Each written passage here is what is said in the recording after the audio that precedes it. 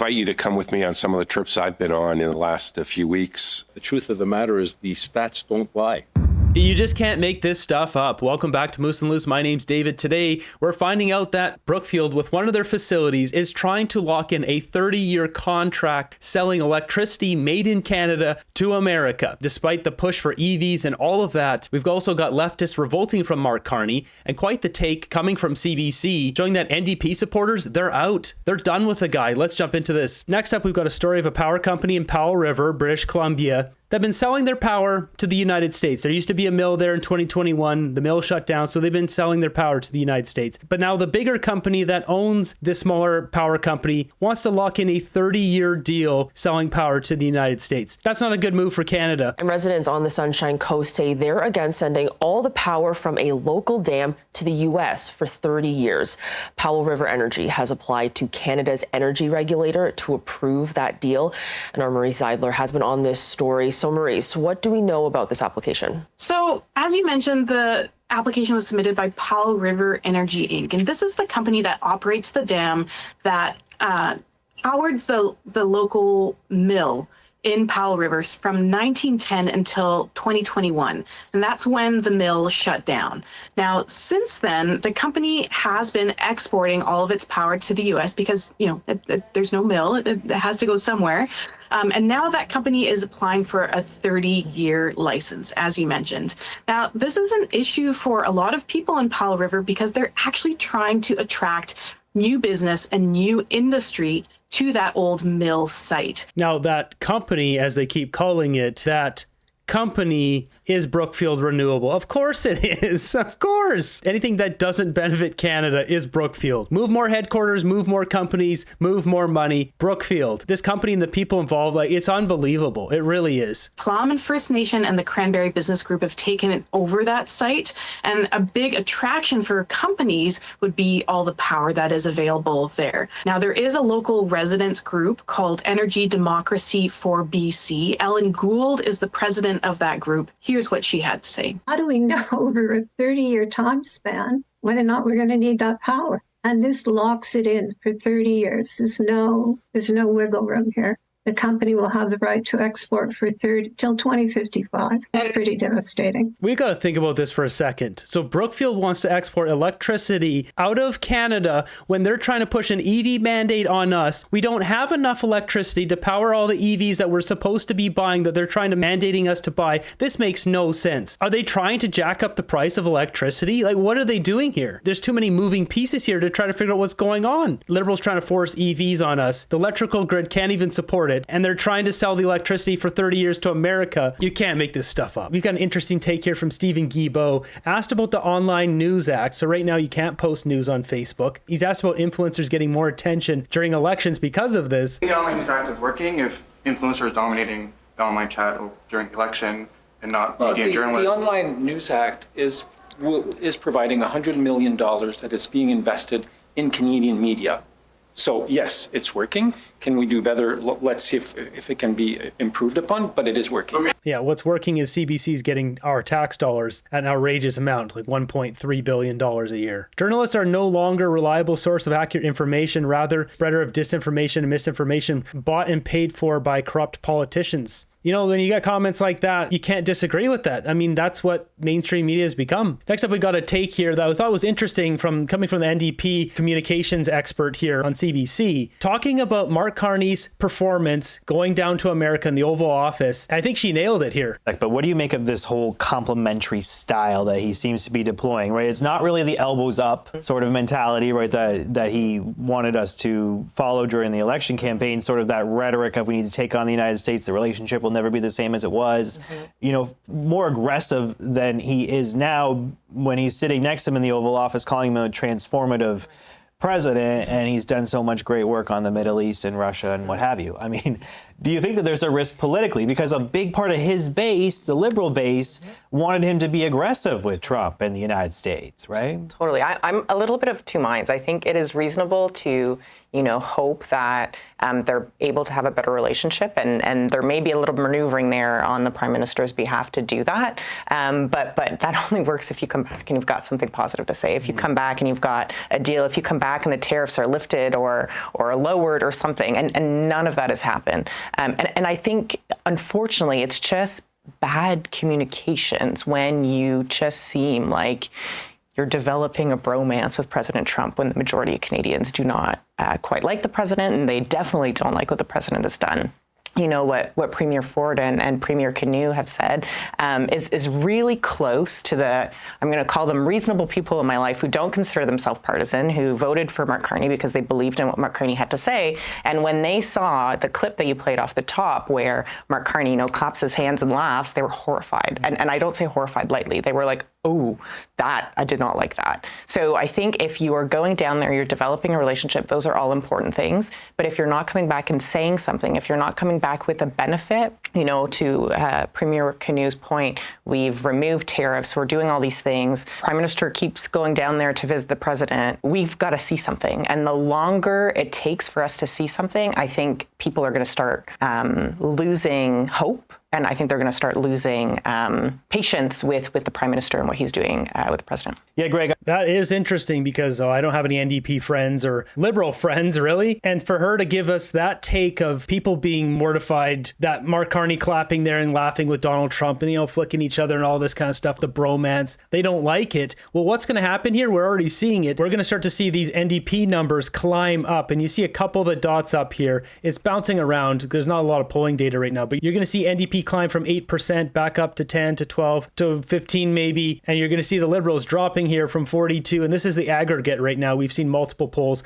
come out showing that Pierre Poilievre is ahead. This 42 will drop to 40 to 38 to 37 to 36, and meanwhile the Conservatives will still be sitting there probably at 40%, but then the Liberals are going to be down a couple, the NDP is going to be up, maybe the Bloc goes up one, because everyone who decided to jump ship from their normal parties of the Bloc or the NDP to go vote for Mark Carney thinking a globalist elitist banker would have their best interests at heart, realize they got duped, and it'll leave the Conservatives in the lead. On this episode of Far Off Ripoff, got this one here, $9.4 million spent on nuclear regulatory infrastructure development program in Indo-Pacific region. We're getting pretty dumb here. This one doesn't have hardly any information. It says this project funds the International Atomic Energy Agency to establish and strengthen national regulatory infrastructure for nuclear safety and radiation safety in 28 countries in Indo-Pacific region. Why? Why would we spend our money on that? $10 million nearly? There's no good reason to spend our money on this. The expected outcomes of this project include strength and effectiveness of beneficiary countries to safely manage radioactive materials throughout their lifespan. Why are we on the hook paying these countries to teach them how to do this stuff? Do they even have nuclear facilities? They shouldn't have those facilities if they don't even know how to manage them. So what's going on here? This is just absolute nonsense we see here. Practically every entry on this website is ridiculous nonsense. Now, with abundance of crime in Canada, what do we got here? Driver who ended someone in Halifax, a Halifax pedestrian, apologizes as he's sentenced to 4 years in prison. I'm sorry. Man pleaded guilty in connection with a fatal hit and run collision in Halifax has been sentenced to 4 years. The judge who accepted a joint recommendation from the Crown and Defense handed down sentence Monday. 4 years, and he'll be prohibited from driving for 10 years. This is absurd. Why should this guy get freedom ever again? Somebody reasonably tell me why he deserves to have freedom ever again. Got this one here. 8 men charged after over $400K worth of stolen mail was recovered during search warrants in the Malton area of Mississauga. Peel police say removal from Canada is being considered for some of the accused. The investigation led to the arrest of the following 8 men who now face 344 charges in relation to various property crimes. They are Sumanpreet Singh, Gurdeep Chatath, Jathandeep Jatan, Harman Singh, Jazanpreet Singh, Manroop Singh, Rajabir Singh, and Upinderjit Singh. Yeah, they're all from India. It is time to close the border, like for the next 10 years. Canada is doomed. We got Tim Hodgson, who was questioned in the Senate. Listen to this absolute nonsense. He gets pushed on what he's been doing. Where are these big projects? I invite you to come with me on some of the trips I've been on in the last few weeks. I was in Gaspésie this past weekend where there's a multi-billion-dollar new smelter being built, and where we just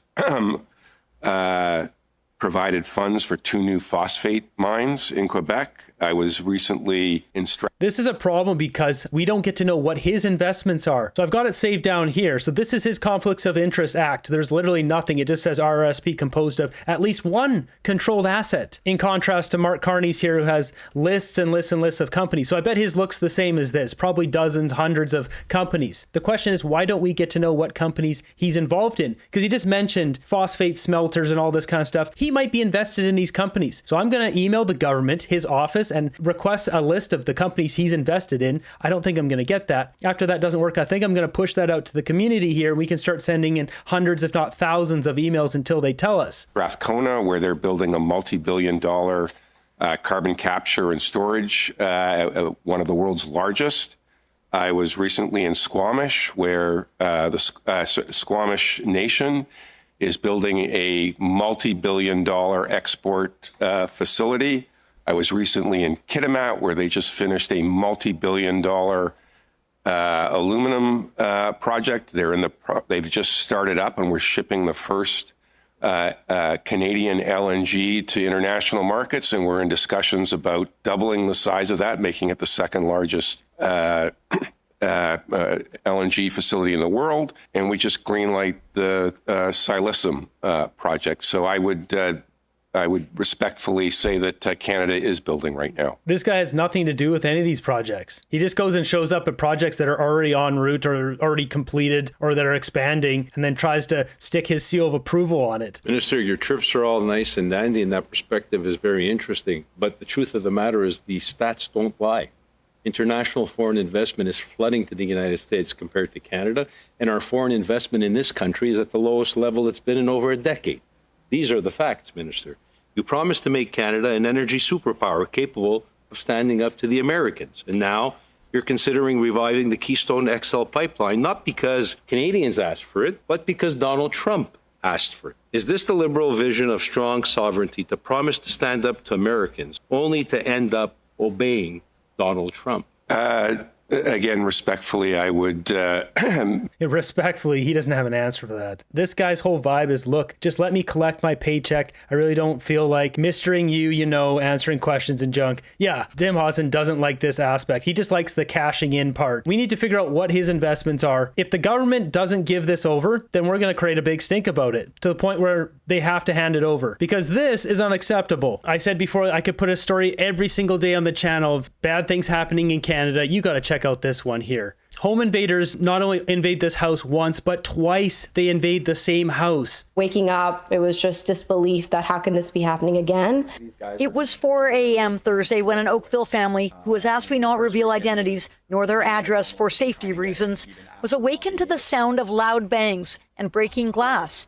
Police believe the home was targeted for its vehicles. We got up, rushed out of the room, baseball bats in hand, to find 4 or 5 individuals wearing all black, running through the house, knocking things over, went to scare them off and everything. That's when a shot fired off. One guy, as I walked out, right in front of me, ran right in front of me, and I suddenly deployed the fire extinguisher, sprayed them all down. The family says 2 masked suspects ran out. The third appeared to get lost and fled to the basement, where he was taken down by the homeowners until police arrived. We swung the bat, we hit the walls, anything to intimidate them and scare them off, and it is really that issue where you have a bat, these criminals are in your house, they're shooting a gun, and they're trying to kill you. Just 3 weeks ago, the family says they had another home invasion.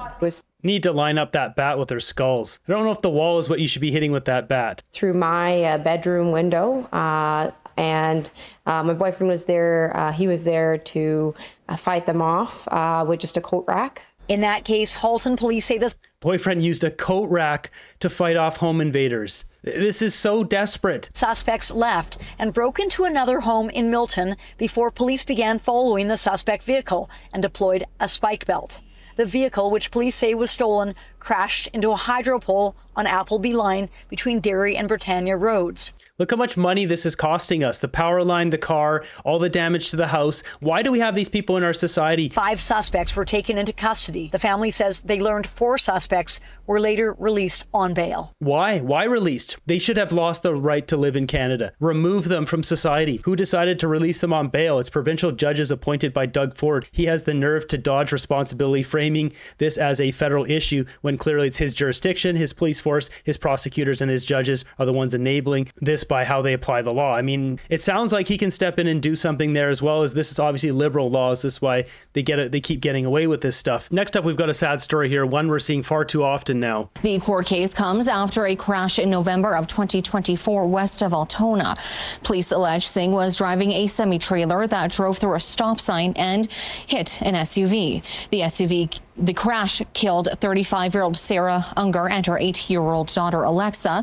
Before police could charge him with any crime, Singh left the country. A Canada-wide warrant was issued for his arrest. Singh was taken into custody after returning to Canada in August. In today's hearing, the prosecution, who opposed bail, say Singh falsified his driving records and was fatigued at the time of the collision, saying Singh, quote, knowingly evaded police, unquote, for 9 months.